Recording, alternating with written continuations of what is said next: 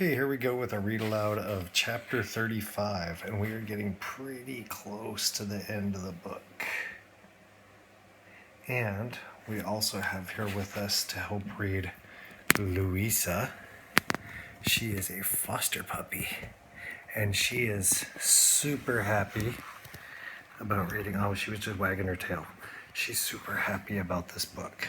She really wants to get to the end. She's very excited. So, here we go.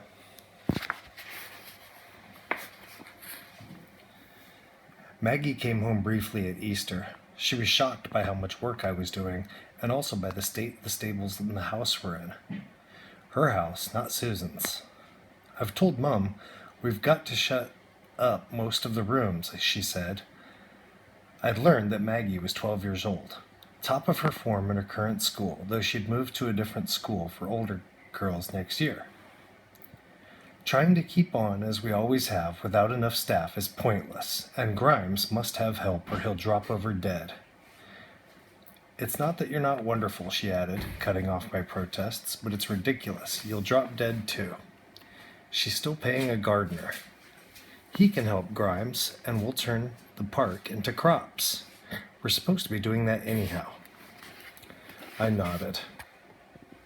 Susan had hired the vicar's gang of boys to dig up most of what was left of our back garden and cut out the bushes in the front. We were planting a big victory garden, potatoes and turnips and carrots and Brussels sprouts and peas. Susan had already planted lettuce seeds in the dirt covering the roof of our shelter. Jamie was agitating for chickens, since eggs were getting scarce.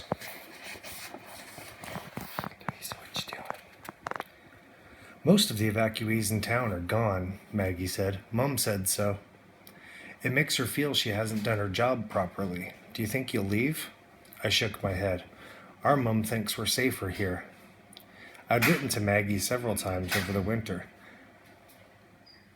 but not once had I been able to tell her about Mam's disappearance.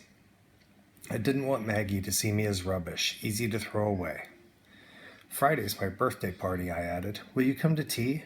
We're going to pretend I'm turning 11. Maggie already knew about my real birthday and my pretend birthday, but she still looked startled. I thought you were 11 already, she said. You seem older than 10, even though you're small. This pleased me. Really? Maybe you should tell Susan. Maybe we should pretend I'm 12. Maggie ignored this. I'll be glad to come to the party. Home's dreadful, you can imagine. I've never liked school, but now home's worse. Mum's in a funk all the time. Every time I saw Lady Thornton, she seemed in constant motion, making lists, chivying volunteers, commanding the WVS. When I said so, Maggie grimaced. Yes, that's her public face. In private, she sort of slumps, and everything about her goes slow and dull. I didn't know she'd gotten like this. When she writes me letters, they come from her public side. Jonathan had finished his pilot's training, Maggie said. He had been sent to Stratford RAF base, which was north of London somewhere. Mum can't get past it, she said. Her brothers died in World War I. All three of them. Pilots. I shuddered. Maybe Jonathan should have gone into infantry. That's what Dad said, but Jonathan's like my uncles were, dead keen on flying. He always wanted to, even before the war. Mum told him she absolutely forbade it, but he signed up anyway. He was 21, so she couldn't stop him. If he dies, Mum will die too, Maggie said. She had two other boys after Jonathan, before me. All of them, all three, were named after my dead uncles, and then the other two died of typhoid when they were very small. Then came me, a girl, therefore useless. Mum's been afraid of this war since the day Jonathan was born. I'll keep an eye on her, I said. I'll write you if your mum, gets worse. If I can tell she's worse. Maggie nodded gratefully. You don't know what it's like, being away from home and being so afraid. Then she gave me one of our long, serious looks. Or maybe you do.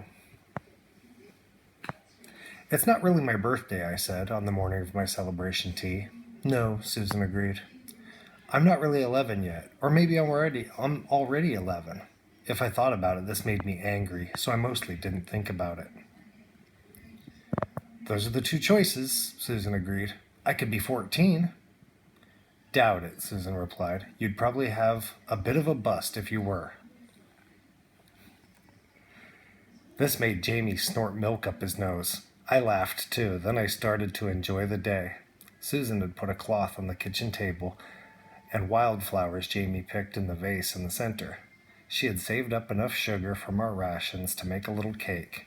We had meat paste sandwiches, cut very thin, and fresh radishes, and tiny spoonfuls of custard sauce over the slices of cake. Susan made me a new dress from one that had been Becky's, bright blue like the springtime sky. She gave me a book called The Wind in the Willows. It was an old book, the cover faded and worn.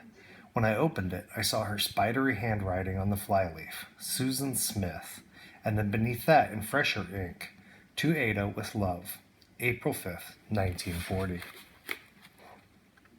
With love. It's one of my old books, Susan said, clearing her throat. I'm sorry I couldn't find a fresh copy in the shops. I looked up. I'd rather have this one, I said. Maggie gave me a little carved wooden pony. It's silly. It came from our nursery, she said, but I saw it the other day and I thought it looked like butter. It did look like butter. Butter in summer, sleek and trotting through the grassy fields. That night, I put my new book on the shelf Susan had cleared for us in our bedroom.